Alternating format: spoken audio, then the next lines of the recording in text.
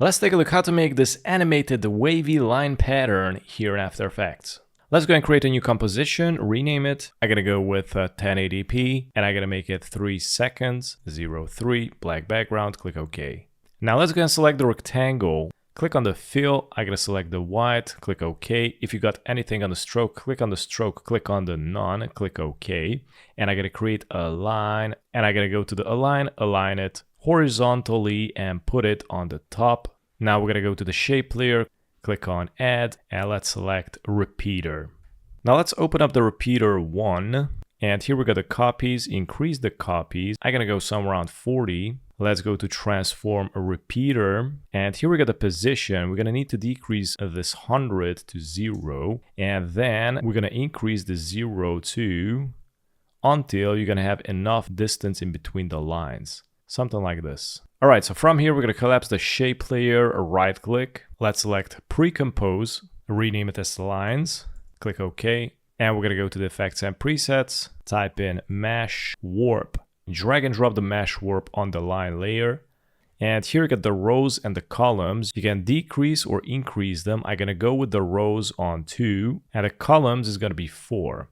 I'm gonna go and select the mesh warp here again, so the grid line is going to appear here. And I'm gonna go to this cross, click on it, and this way you can drag it and start distorting it. I'm gonna select it again. I'm gonna distort the whole thing right now. And just drag these handles until you're gonna be satisfied with the results. We're gonna go here and activate the stopwatch of the distortion mesh. Press the letter U, so it's gonna highlight the keyframes here. And I'm gonna bring this to 1.15 frames. And I'm gonna recreate these distortions. So for example, I'm gonna drag this and drag it on the bottom and just recreate the whole thing.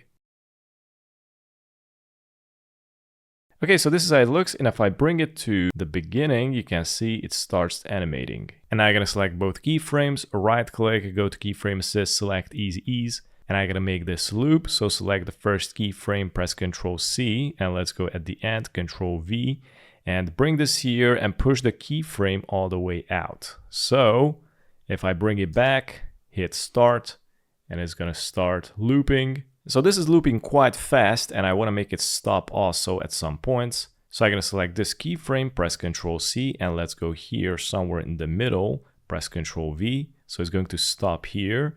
It animates, stops, and it goes again. And I'm going to go somewhere in the half and I'm going to bring this keyframe right here and it stops again and it goes again.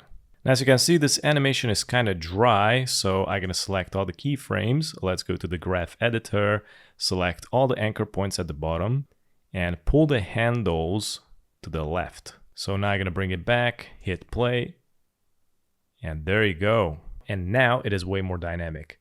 And that's how you warp and animate line patterns here in After Effects. Thanks for watching.